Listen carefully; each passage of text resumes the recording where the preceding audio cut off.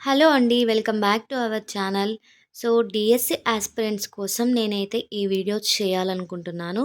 So, డీఎస్సీకి all competitive ఎగ్జామ్స్‌కి prepare అయ్యేవాళ్ళు first preference ఇవ్వాల్సింది టెక్స్ట్ బుక్స్‌కే కాబట్టి, టెక్స్ట్ బుక్స్ అయితే నేను ఇప్పటి నుంచి వీడియోస్ అయితే చేద్దామని ఫిక్స్ అయిపోయానండి. డీఎస్సీ యాస్పిరెంట్స్ తప్పకుండా లైక్ చేయండి, షేర్ చేయండి, అలాగే సబ్స్క్రైబ్ చేయండి. ఈరోజొచ్చేసి సోషల్ స్టడీసు సెమిస్టర్ 1లో ఉన్నటువంటి ఫస్ట్ లెసన్ అయితే మనము ఈరోజైతే చూసేద్దాము. మెయిన్‌గా మనం టెక్స్ట్ బుక్స్‌నే చూసుకోవాలనమాట.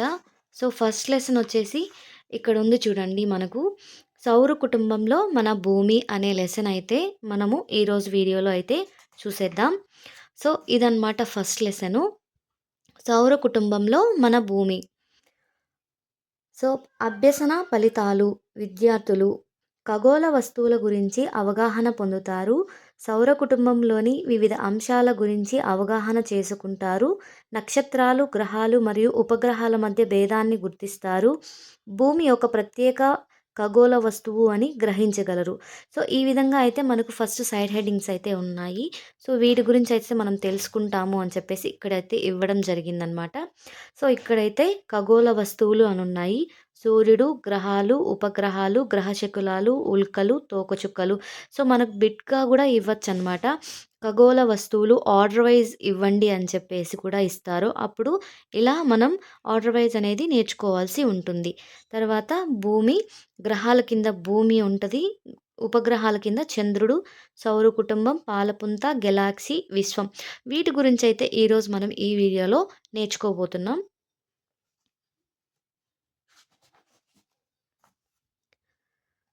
చూడండి. వేసవి నెలలో మనం మిద్దె మీద లేదా ఆరుబయట నిద్రపోవడానికి ఇష్టపడతాం. రాత్రి సమయంలో ఆకాశంలో మనం ఏమి గమనిస్తాం? ఆకాశం మొత్తం మెరిసే వస్తువులతో కనిపిస్తుంది. ఈ మెరిసే వస్తువులతో పాటు మనం చంద్రుణ్ణి కూడా చాలా రోజులు చూడవచ్చు. వీటి గురించి మరింత తెలుసుకుందాం. పగటిపూట మనం చంద్రుడిని, ప్రకాశవంతమైన చిన్న వస్తువులను ఎందుకు చూడలేమని మీకు ఆశ్చర్యం కలగడం లేదా? సూర్యుని యొక్క చాలా ప్రకాశవంతమైన కాంతి రాత్రిపూట కనిపించే ఆకాశంలో ఈ ప్రకాశవంతమైన వస్తువులన్నింటినీ కనపడకుండా చేస్తుంది. సూర్యుడు, చంద్రుడు, రాత్రి ఆకాశంలో మెరుస్తున్న వస్తువులు, భూమి అన్నీ కలిపి ఖగోళ వస్తువులు అంటారు. కొన్ని ఖగోళ వస్తువులు చాలా పెద్దవిగా, వేడివిగా ఉంటాయి. అవి వాయువులను కలిగి ఉంటాయి. ఇక్కడ కూడా చూడండి బిట్ అయితే మనకు వచ్చిందనమాట. ఖగోళ వస్తువులు చాలా పెద్దవిగా ఉంటాయి. అవి వాయువులతో నిండి ఉంటుందా? నీటితో నిండి ఉంటుందా? అని కూడా బిట్ అయితే ఇవ్వడం జరుగుతుంది. అప్పుడు మనకు ఈ బిట్ అనేది యూజ్ అవుతుంది. అవి సొంతంగా వేడిని, కాంతిని కలిగి ఉండి వాటిని పెద్ద మొత్తంలో విడుదల చేస్తాయి. ఈ ఖగోళ వస్తువులను నక్షత్రాలు అంటారు. సూర్యుడు ఒక నక్షత్రం. రాత్రి ఆకాశంలో మనకు కనబడే లెక్కలేనన్ని నక్షత్రాలు సూర్యుడు వంటివే. కానీ మనకు వాటి వేడి లేదా కాంతి అంతగా చేరదు. ఎందుకంటే అవి మనకు చాలా దూరంగా ఉంటాయి. అందువల్ల అవి చాలా చిన్నవిగా కనిపిస్తాయి. కొన్ని ఖగోళ వస్తువులు సొంతంగా వేడిని, కాంతిని కలిగి ఉండవు. అవి నక్షత్రాల కాంతి చేత వెలుగుతాయి. అవి గ్రహాలు, ఉపగ్రహాలు, గ్రహశకులాలు, ఉల్కలు, తోకచుక్కలు. మనం నివసిస్తున్న భూమి అనేది ఒక గ్రహం. ఇప్పుడు ఇక్కడ ఇంకొక బిట్ చూడండి. మనం నివసిస్తున్న భూమి ఒక గ్రహమా? ఉపగ్రహమా? నక్షత్రమా? అని కూడా బిట్ అడగొచ్చు. మనం నివసిస్తున్న భూమి ఒక గ్రహం.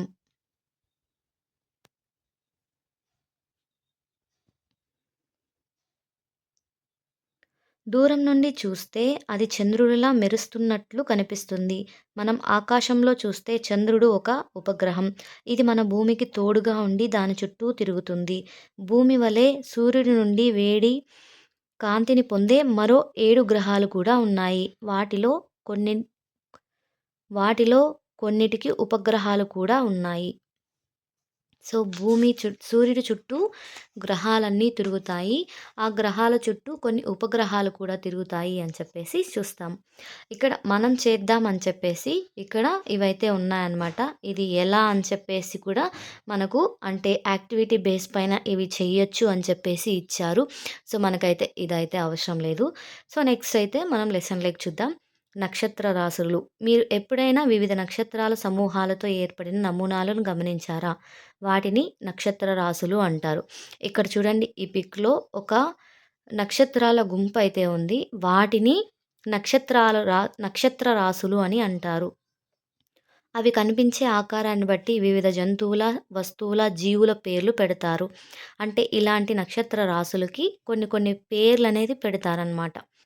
ఉర్సా మేజర్ లేదా బిగ్ బేర్ అనేది అటువంటి ఒక నక్షత్ర రాశి.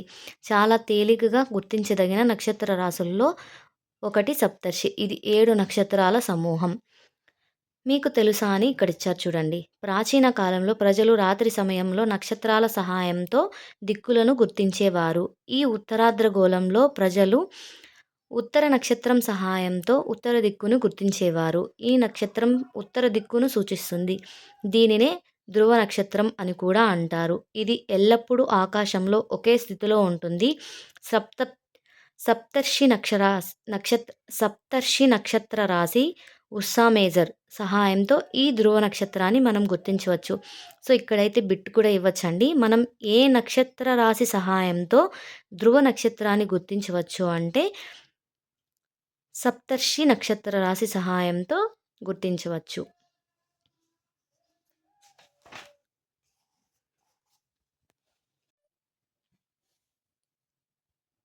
భూమి స్వయంగా ప్రకాశిస్తుందని మనం తెలుసుకున్నాం. మరి భూమి ఎక్కడ నుండి వేడి, కాంతిని పొందుతుంది? భూమికి కాంతిని, వెలుతురిని ఇచ్చేది సూర్యుడే. సూర్యుడు భూమికి దగ్గరగా ఉన్న ఒక నక్షత్రం. కాబట్టి భూమి సూర్యుని నుండి కాంతిని, వేడిని పొందుతుంది. భూమి మాత్రమే కాదు, మరో 7 గ్రహాలు కూడా సూర్యుని చుట్టూ తిరుగుతున్నాయి.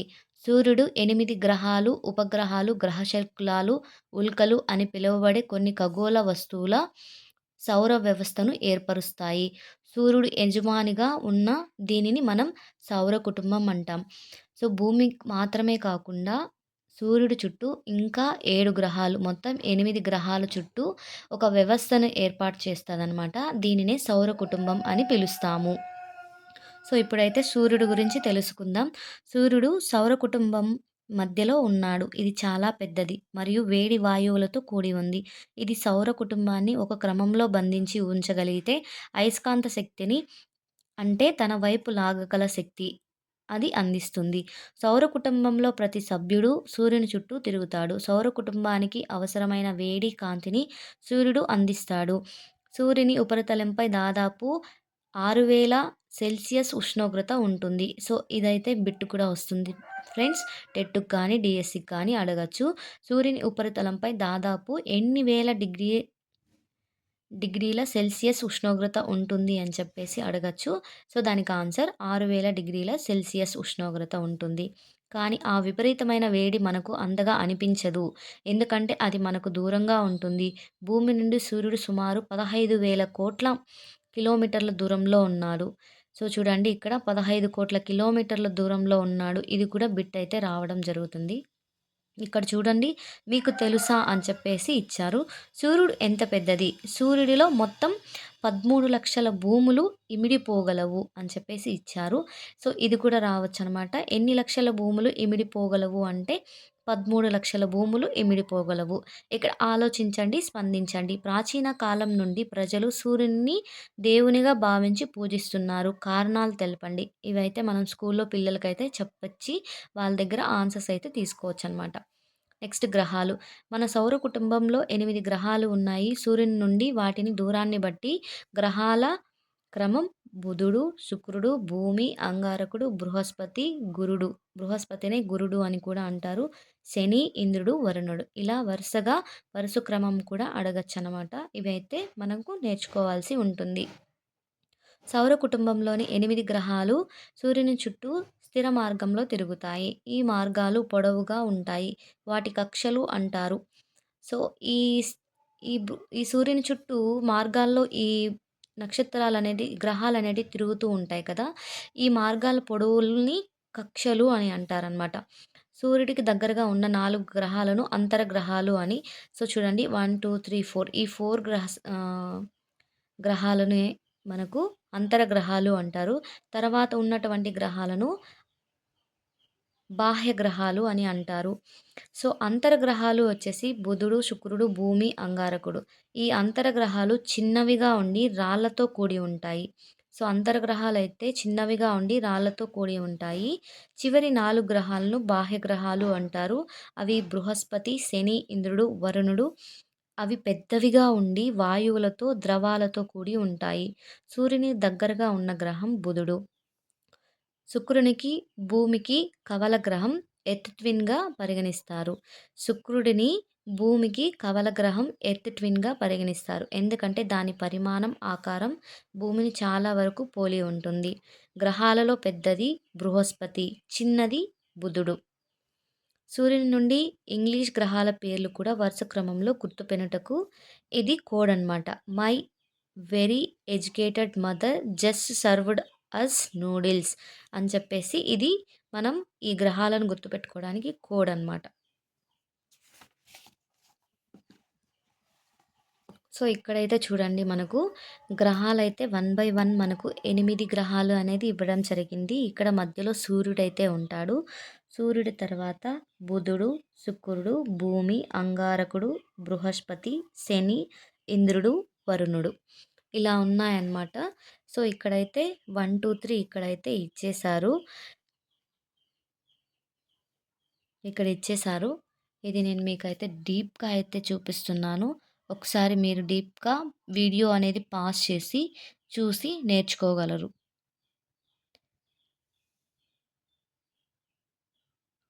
సో, ఇక్కడ ఏమిచ్చారంటే సూర్యుడు చుట్టూ తిరుగుటకు పట్టే కాలము, తన చుట్టూ తాను తిరిగే కాలము అనేది ఇవ్వడం జరిగిందనమాట 8 గ్రహాలకు.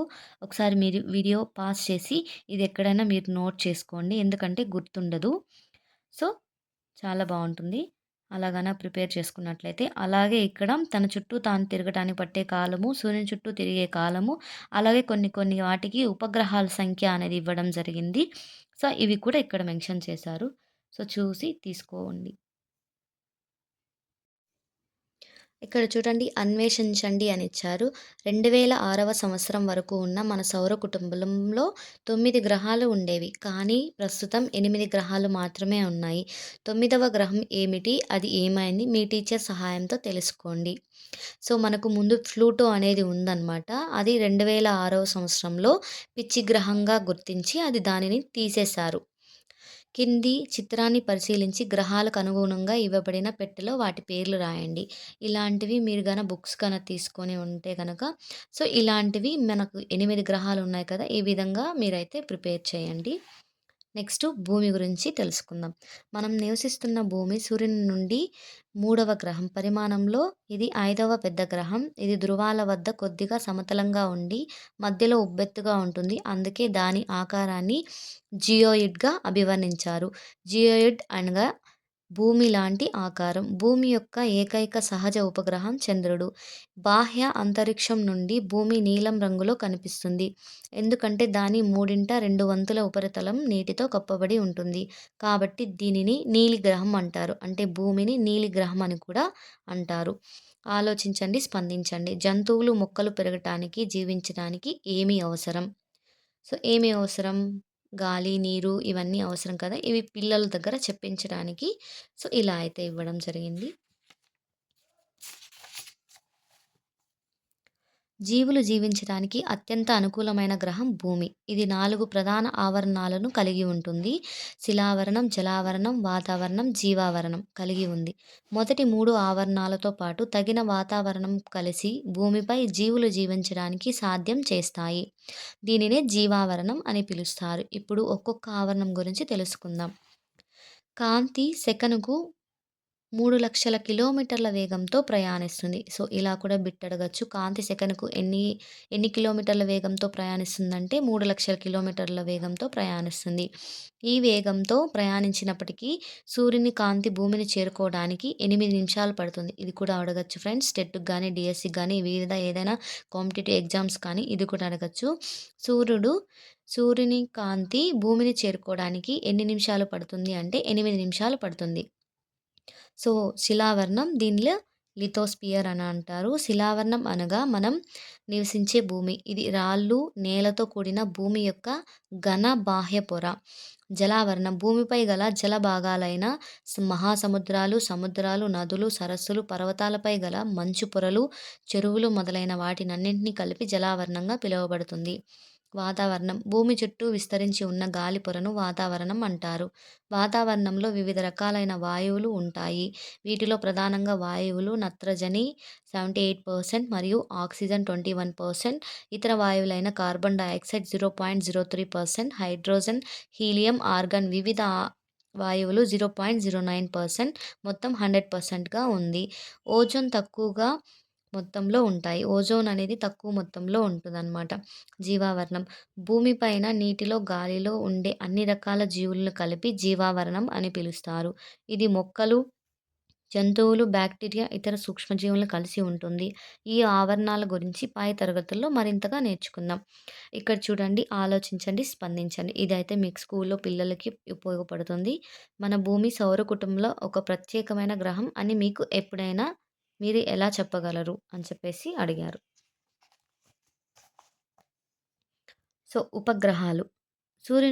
సూర్యుని చుట్టూ గ్రహాలు తిరుగుతున్నట్లే గ్రహాల చుట్టూ కొన్ని ఖగోళ వస్తువులు తిరుగుతున్నాయి. వాటిని ఉపగ్రహాలు అంటారు. బుధుడు, శుక్ర గ్రహాలకు ఉపగ్రహాలు లేవు. మిగిలిన అన్ని గ్రహాలకు ఉపగ్రహాలు ఉన్నాయి. సో, చంద్రుడి గురించయితే మనం తెలుసుకుందాం. మన భూమికి గల ఏకైక సహజ ఉపగ్రహం చంద్రుడు.